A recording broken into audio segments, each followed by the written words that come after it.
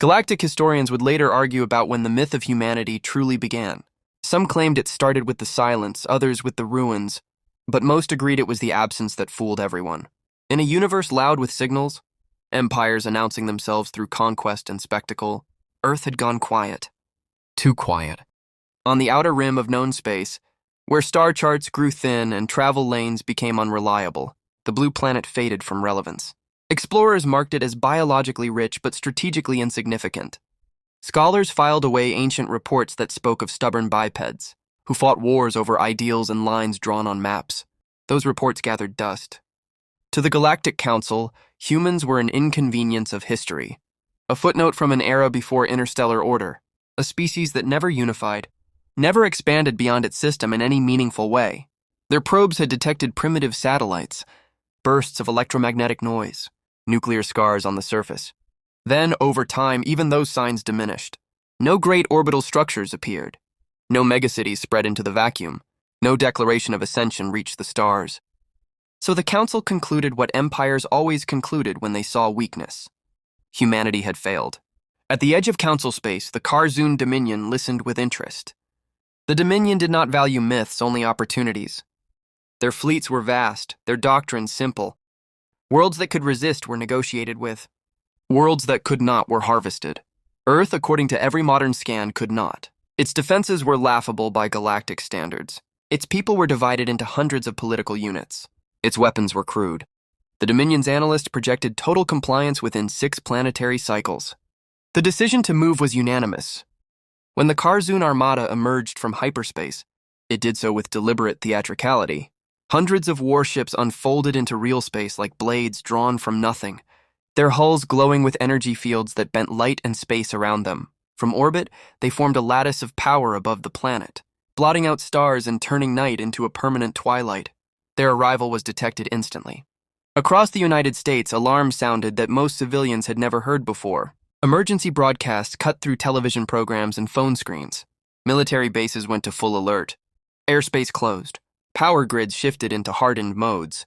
Deep space radar stations, buried in deserts and mountains, began screaming with data that no one had trained long enough to process calmly. In Washington, leaders were rushed into bunkers built during colder wars. In Colorado, beneath layers of rock and steel, an installation that officially did not exist transitioned from dormant to active. Old systems hummed awake. Analog switches clicked. Lights flickered on, revealing corridors lined with insignia that belonged to no single nation anymore. Inside the command chamber, a handful of men and women gathered around a holographic projection of Earth and the surrounding space.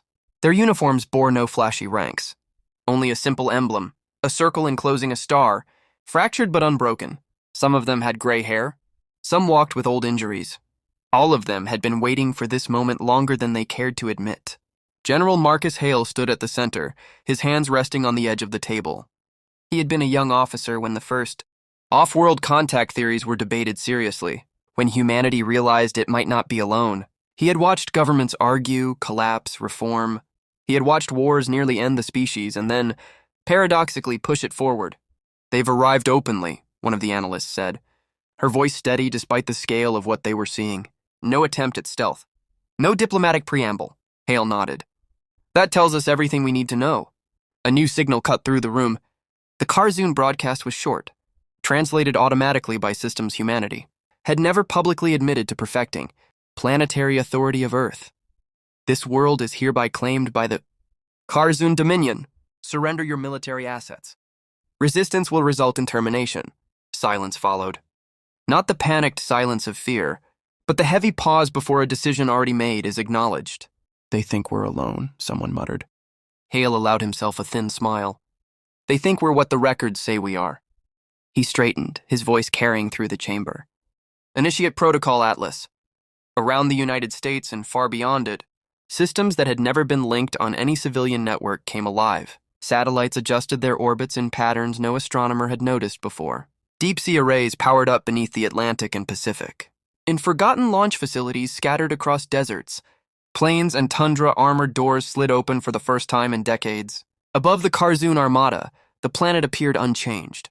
No planetary shield flared into existence. No fleet rushed to meet them. To the Dominion commanders, it looked exactly like a species too shocked to respond. What little resistance they possess will be localized, the Karzoon Supreme Commander stated calmly, watching the planet rotate beneath him. Begin atmospheric pressure operations.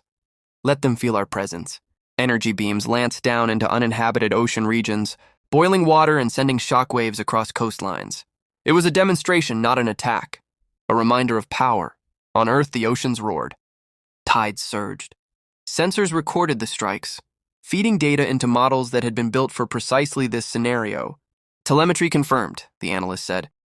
Their weapons exceed our publicly known capabilities, but they're within projected tolerance. Hale looked at the hologram again, this time expanding it beyond Earth, past the moon, past the orbital debris fields, into regions space agencies had long labeled as empty. Wake the shadows, he said. Near the far side of the moon, space itself seemed to shimmer. One by one, shapes emerged from invisibility, their hulls absorbing light rather than reflecting it. These were not pristine ships. Their surfaces bore scars, patches, and layers of reinforcement added over years of testing and iteration. They were functional, brutal, unmistakably human. Each carried identifiers etched into their frames.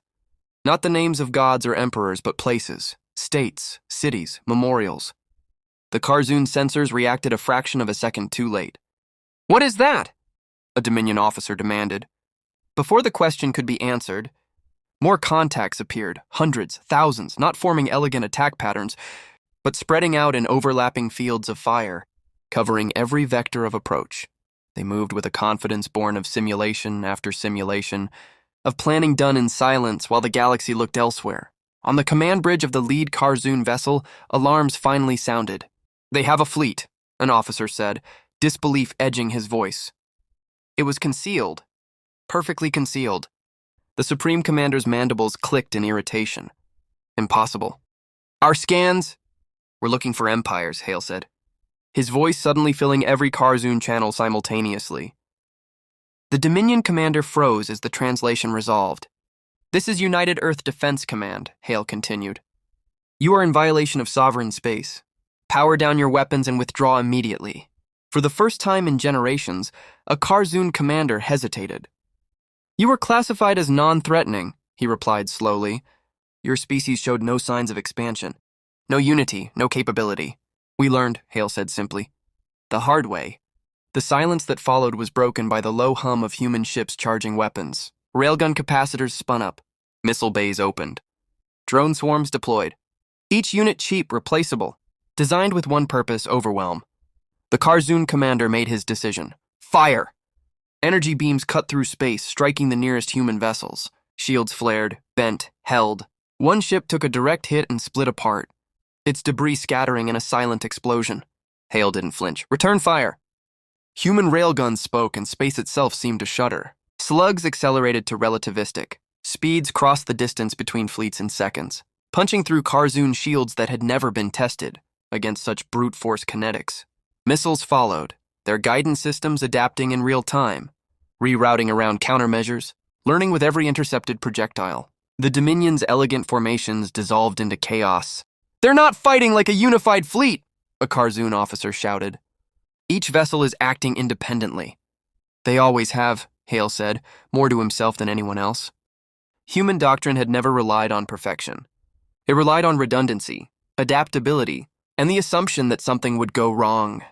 The battle spread across orbital space, debris and wreckage painting the void with fire and shadow. Human drones swarmed Karzoon capital ships, detonating against sensors, weapons, engines. Some were destroyed instantly. Others made it through, and that was enough. Within minutes, the Karzoon armada was bleeding. On Earth, civilians watched the sky in awe and terror as flashes of light streaked overhead. News feeds struggled to keep up. The realization spread slowly but unmistakably. Humanity was not helpless. Humanity was not a forgotten species. It was a warning.